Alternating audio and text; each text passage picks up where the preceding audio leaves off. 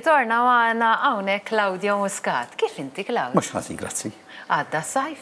Iva. Għadek sajjar tiktar, sajjar tinqas. Le, sajjar tajja iżjed, ġifiri, ma tellaċ irċetti kol zaħar, tellaħom bil-modax tant kont imħabbat. U titilħin, meta s-sajjar un-bad, bejti prepar reċetta u tispiega u kollok xolli ħoċ taħmet, titta priorities. Eko. Imma, it-tisjir Malti li jinti nafli għal-qalbek ħafna u anke bħalli inħob najt, aħna isna skoprejna l-Claudio mill-paġna ġenna ta' ikel bnin, fejn jina tant apprezzajt il-passjoni lejn l-ikel Malti, l-ikel ġenwin, illi ħassejt li allura nbdew ngawdu l-Claudio b'dan il-mod. L-ikel Malti, jekk mux sa naħdmu fuqu, ijat jintesa ftit ftit. Jiet jintesa mħabba nfat li l-ħajja saret maġra l-lum u li kien Malti, il-propi kien Malti ċertu ħin biex sajru li dak il-borma tek bil-mot u ma jkun zaħir bil-mot iktar ġiet jeb. Imma nħabba sfortunatament kullħat ġi biex xol maġġel, allura jgħidu zbon ma naqbiza ma namieġax tu maċ-xol. Fil-fat jek tipjana mbat ma tkunx daqsek xol. Jiddu ħanamel l-lum, per eżempju, ma namel tip ta' riċetta tal-lum, ma namiex torta għallum bis, namel iżjed mill-suppost. U namel najtem 3 torti, u 2 frizom u għadan nikola għallum. Bat meta ġejt, biex għadam il-friza, u tafxettikol. U xmejta sakke f'nofsijat 3 kwarti s-sir, ġifiri, sakke ġejt id-dar, kif tħalbit fajta fil-forn, u mort bid-del u t-lesti prepara. Anka jek s-sajjara qabel u terfa porzjonijiet, għax jina naħab namela dik. Tista tamel ekku kol, ma tista tamel ma t-flok tamel torti, tamel pajs, jina u kol namel torti, għal-kunu forsa tħankunu 3-4 minn nies. U bat namel pajzar, u mux tamel tajt sarem kien gbira. U tamel bassalad maħħa, ma d-daħalila, biex tamel ftit sarem kun ma jkollix. Ġifiri, ija u kol. Tipjana inti kiex daqs li t-tamel. Inti ħatuża l-qara twila. Iva. Issa, sada tant tlabtom għax jina ġenwinament u mux qed nitċajta, ħsibta li qara hija qara fis-sens ta' xaħra bħal ħamra, però din hija l-qara twila. Dik li qara twila, ifa, diki. Dik illum tista' tissajjar riveri parti t-torti li t-torti ma tantx qegħdhom isemmuha ħafna, għaw min jimlija fil-brodu, għaw min taqsam u tamilha mimlija fil-forn bħal qarabali. U tixxija sħiħa jew bħal nixxu l-qara ħamra tixxi. Le, tixxija sħiħa dik, tixxija sħiħa. U tqaxxara taqsam minn-nofs u natfilha il-biċċarnu fejn dik iż-żerja fin-nofs imbagħad. Issa qarabala kbira. Issa tip ta' qarabala kbir, iva. U għattu ma iktar sweet forsi naħseb jien hija taħħari. U li għaw issa fejk, issa per esempio, issa bdiet għal tas-serri jgħidulhom daw tar-raba bdew jinaqsu s-saġ bal-temp jibda jinbidel u qed jiżrhom fis-serra u jitjibru fis-serra li jittawar ftit u tqassimhom fis-suq iktar fit-tul. Fil-fatt għalhekk għamilt lilha bil-bdejt biha di riċetta għaliex qataw isibu jixtru il-qara twil għal ftit ġimgħat l-oħra li ġejjin spjeċi. Għax mhux dejjem tista' intarmel riċetti li kienu l-ingredjenti kollha. Jiena ħammur, il-ħaq ibda prepara u dana kollu. Nerġa' niġi ħdejk għax qastħanna fl-ingredienti per se, għadna ma insomma ikollna ċans. Għalħin qasira hawnhekk ġa prepara Inti drajtna, issa taf kif taħdem is-sitwazzjoni. Nerġgħu niġu ħdej Claudio u dejjem infakkar li jekk għandkom xi riċetta Maltija taqsmuha magħna ħalli nkomplu nżommu anka tradizzjonijiet tagħna ħajjin u issa ħanitkellmu naqra dwar We will rock you. Your cast. Yeah, very good. I'm not exactly dressed for the occasion. No, a bit pretty. No, it's a bit too girly to rock, but anyway, I'm here. So, welcome Katie Payne. Thank you. Not such a familiar face with us Maltese. No. However, Edward is, part of the set, or my. Yeah. So, how are you, Edward? I'm fine, thank you. Fine. Always a bit nervous because we're going into production week. I'm sure. Oh, it's that time of year. It's, as my director Chris Gutt says, it's the week from hell. Yes. FM productions haven't stopped throughout the years. No. And they're always popping up with new productions, adventurous productions. And I believe this year, Freddie Mercury, Queen have taken a big boost. Well, they've taken the world by storm again. With Bohemian Rhapsody, all of a sudden it's just like all over absolutely. and we're hearing it all over. So you're riding that wave and you're working on that. I have to say, I don't take credit for that because it's by luck. We decided to do We Will Rock You before the film came out. Oh, So it Okay. was just a stroke of luck that Bohemian Rhapsody came out at the same time. So Fantastic. No, because it's not like forward planning. My goodness, how clever he was. I wasn't. No, when Mamma Mia came out, it Yes, was with the like, film. you know, with the film, everything it was like, I feel that when you see the young girls and boys, you know, most of the girls, because they tend to become more trendy, singing the songs of ABBA and this time of Freddie Mercury, it's like a revamp. It's like Yes. coming back all over again Yeah. and making it alive all over again. I mean, look, Yeah. I bought my first Queen album in 1973 or 74, Sheer Heart Attack, which has the opening song is Killer Queen. Okay. Our lovely Killer Queen. Okay. You know, so my generation, I'm 60. You know, so God the bless you, you are? Yes, Yeah. believe it or not. I know I look 70, but it's No, 60. I honestly assumed you were younger for some Thank you. reason. Great compliment. Yes, very But true. obviously there's another generation that's watching. My children love Queen, and they're It's their come late back. 20s. It's come Yeah. back. So- I'm sure the movie helped Of big course it time, does, but yes, it's yes, come back. yes. So, Katie, tell Yes. us a bit about you. You're a leading lady in England. However, Edward and FM Productions brought you over in Malta to star in We Will Rock You. Yeah. Tell me a bit about yourself.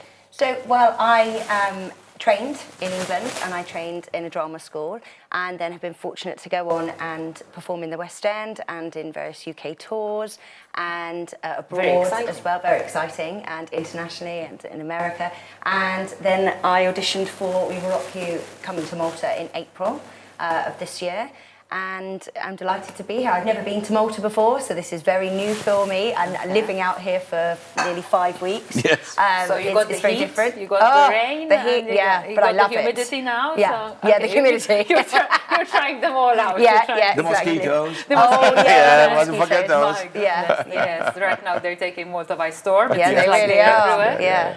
But I was quite impressed by the fact that you actually audition in England. Yes. Mm. Yes. Why do you do that, Edward? I mean, with all Well- due respects to Katie, I'm sure we have a lot of Maltese people. Okay, I'll working tell you, with us. it's a real, it's not a problem, but obviously there are some roles which require certain vocal ranges, which you don't always find here. Not because we don't have the singers to sing these songs, it's because we don't have the actors to sing these songs. Okay. It's So not you a have to question be of a just. two-in-one. We have, of course, we have loads of wonderful singers, very talented singers here in Malta who can sing the songs. And they're in the of- show with us. Yes. They're very much in the show. But they wouldn't have the acting experience to carry a part like Killer Queen, Okay. or the part of Galileo Figaro, who is being played by Jordan Carr. Again, those are the two parts we could not find. I mean, we auditioned over 200 people in Malta, Wow. and we could not find those parts. So then we take a decision to seek. Usually, we go to London and seek the West End. So It's very exciting, and at the same time, you know, it's so prestigious to hear as well that you don't just adapt, but you go beyond. I don't think you can do such a thing, especially with a musical like We Will Rock You, where the music of Queen is so iconic and so well known. That everybody will be listening to every nuance, every note. Even, I mean, yesterday, the last 3 days, we've had rehearsals with the band. Absolutely amazing band. I mean, even the solos of Bohemian Rhapsody, Yeah. for example, Yeah. it's note for note perfect to what you hear on the record. Okay. So You have to wear big shoes. you have Yes. to. You have. We have big shoes to wear, but I think we are going to manage. I'm So confident. that, we'll yes, manage, that is actually. the hardest part, because obviously if you're kind of playing It's a big the part. act to do. Yes, It's a big it act is, to it do. is. It's a so big act so to do. I'm sure, and I'm sure you're very much up to it. So what's going to be happening in this musical? I mean, you already Well- gave a few notes, but Well, I describe it as a mix of musical theatre and a rock gig, a rock concert. As even the stage. The stage has a huge 8 meter by 4.5 meter video wall. Wow. Okay, and it's you went all and out. the trusses and the lights are all in view like a rock concert. And then we bring in various bits of set to change the site where the scene is happening. but it's going to be seated, right? It's, Oh, absolutely, Yes, yes. because it is a musical. Oh, so- absolutely. No, it's a seated. It's at the Mediterranean Conference Center, Republic Hall. You know, it's a 1,380 seater. And you have 3 nights. We do 5 shows. 5 shows. 5 My, shows. So okay. it's also tough on the cast. We put a lot of pressure on the cast because we have on Saturday and Sunday we have 2 shows. So we made the first show a bit earlier, 2:30, so that we can all have a bit of a rest I will have a rest, but I will have one song. But this is part of the ensemble. This is the ensemble. They are dressed as the Bohemians. The Bohemians. Okay. Because there's a very cool strong costumes. I'm sure it's fun. Yes, I'm sure you're having a laugh in the process. But we don't stop. I mean, these guys in particular, the ensemble don't stop because they start off as the story continues, the story goes through, music is banned. So the ensemble in particular play 3 different type of characters. They play the Gaga Kids, then they play the Yuppies, which are Killer Queen's army, and then they play the Bohemians. And the Bohemians are very much part of the story where music is reborn and freedom. And they are rebels. They're really. rebels, yeah. And so they have a quest to refine the rock and roll music, which had been. But the story is, you have to remember, the story is set in 300 years' time. Yeah, in the future. In the future, when by that time this global soft company has taken over and have banned the use of musical instruments, and it's only at the end of the show that they discover, Brian May's guitar. Okay, which we have. Which you have. We have a signature copy of, and even our guitarist is playing a signature copy of the Brian May's guitar. So the sound is going to be Queen's sound. We couldn't do it if it didn't happen. We didn't have Queen sound. Because you can't hear a Queen song without saying it doesn't sound right. You can't have that. No. It's got to sound exactly like it. Our expectations are very high. Yes. And they should be, because this is Queen's music. Absolutely. And it should be, and it would be terrible if the expectations weren't high. Yeah. And that's the pressure that we have. Yes. We have but I'm sure you won't let us down, because I know how to work. Let me just go to Maltese for a short second. Ovvjament qed nitkellmu hawnhekk ma' Katie illi qiegħda ġewwa pajjiżna l dawn il-ftit ġimgħat sempliċement biex anke tkun qiegħda tagħti il-kontribut professjonali tagħha fil-ġranet li ġejjin bħalli għadna ħad tkun qiegħda ġewwa dar il-konferenzi, dar Mediterranean konferenzi, ħajkun hemm 5 attivitajiet, 5 events, 5 performances, ma stajċ insib il-kelma bil-Malti, ħarġet dik 5 performances, illi propju ħajkunu, insejħilhom naqra out of this world, minn xi darba jew oħra kien qiegħed hemmhekk għall-attività li jipprepara Edward u t-tim tiegħu f'isem l-FM Productions jaħdmu ħafna bis-serjetà kif qalilna. Litteralment ħadu sal-inqas dettalji, ġifieri aħna li ngħidu għaliex aħna Malta mhux dejjem ikollna l-opportunitajiet jew ħafna minnkom li tqogħdu ssifru ġewwa l-Ingilterra biex propju tmorru musical ħajkun hawn Malta, musical ta' ċertu kalibru li allura naħseb il-kol kemm aħna għandna nkunu hemmhekk. I wish you a lot of luck. Thank you very much. It's been a pleasure, Katie. I hope we manage to get to see you again in the future. Yes, I'll be back. We'll turn you into a Malteser slowly. Yes, slowly. And I'm sure you've learned a couple of words in Maltese. Mela, Katie. We'll see you. Thank you. It's been a pleasure. Proset Edward. Grazie ħafna. Keep it going. Grazie. Għandi dubju ħatkun serata attività din il-kelma ta' performance. Rappresentazzjoni. Ma tista' ma serja. Xejn u serja. Gig ta' so tajba. Gig, tkun gig tajba ħafna. Ekka ħigar. We'll be seeing you. Thank you very much. Thank you. Thank you. U qabel inkomplu anka biex nerġgħu ninaqdu ftit ma' Claudio, ġala darba ħan nitkellmu fuq it-tisjir, xtaqt illi nitkellmu fuq programm ta' tisjir. Gourmet Challenge, Gourmet ilu għaddej għal diversi snin, din is-sena ħa il-kelma tiegħu l-isem tiegħu bħala Gourmet Challenge, u għalikom li tħobbu s-sagwu Illum ma' Steph propju kif jispiċċa bħallum il-ħamis ikun hemm Gourmet Challenge. Fil-fatt il-ħin ma permettix li nistidnuhom magħna biex jitkellmu fuq il-programm, però xtaqna nagħmlu din il-kombinazzjoni telefonika. Fil-fatt magħna fuq il-linja għandna lil Filippa Zammit illi hija tieħu ħsieb il-programm, hija waħda mill-judges ukoll illi magħha nistgħu nitkellmu dwar x'qed jiġri f'Gourmet Challenge. Filippa qiegħda magħna. Edha maħna fuq il-linja, suppost Filippa ħalli nkunu nistaw propju inkellmu ftit dwar dak x'sa jiġri anka minna u sija u nofs oħra biex ngħidlek għaliex il-programm ikun għaddej. Ħanerġa' nittanta xortija Filippa qed tismani jiena m'nix nismagħha, ġifieri jekk fil-każ ma nistax nitkellem ħafna jiena fuq il-programm naf illi llum it-tieni darba u jkun hemm diversi chefs illi daw jingħataw sfida ta' ingredienti, l-ingredienti jkunu sorpriża, jingħataw ammont ta' ingredienti, u mbagħad waqt il-programm iridu jsajru b'daw l-ingredienti u joħorġu b'xi ħaġa naqra differenti. forsi hija idea sabiħa li ħafna drabi meta naraw l-ingredjenti bdew ngħidlu kieku jiena x'nagħmel, kieku jiena x'insajjar bihom.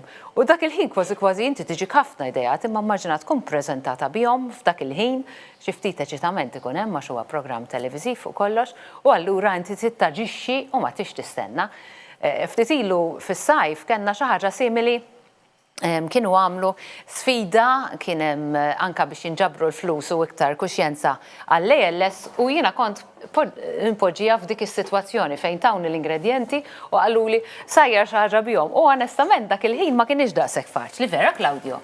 Għaliex aħna fin-normal toqgħod taħseb sassajjar mhux sassajjar, l-ingredjenti tixtrihom ħafna drabi mhux għax ikollok u meta tiġi hekk sitwazzjoni xi darba nagħmlu ilek trid.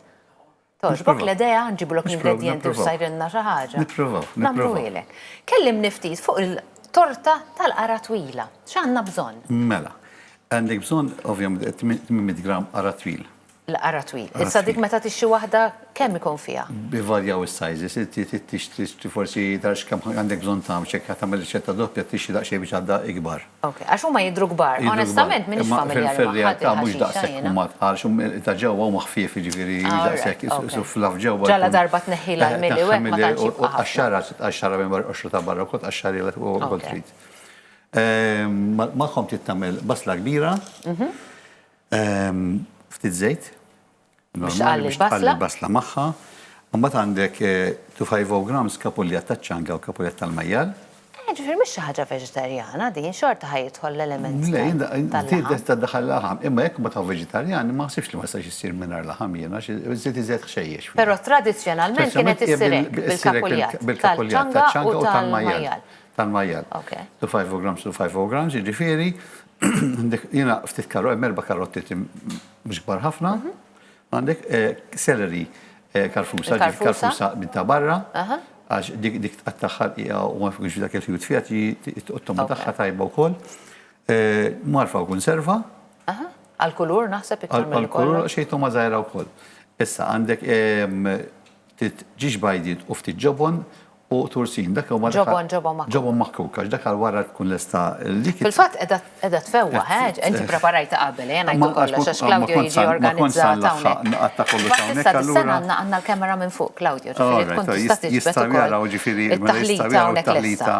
Għandek kollox imqatta żgħir ħafna. Issa din tista' daħħal qiegħ bidejk, jew kienet tagħmilha fi food processor u tgħaddihom ftit minn food processor. Allura jiġi kollox maqdur indaqsar kif tara hawnhekk jiġifieri karotti, jiġifieri għandek il-karfusa, il-qara twila. Kollox maqtuħ pulit tara jiġi taraħ u x'ismu.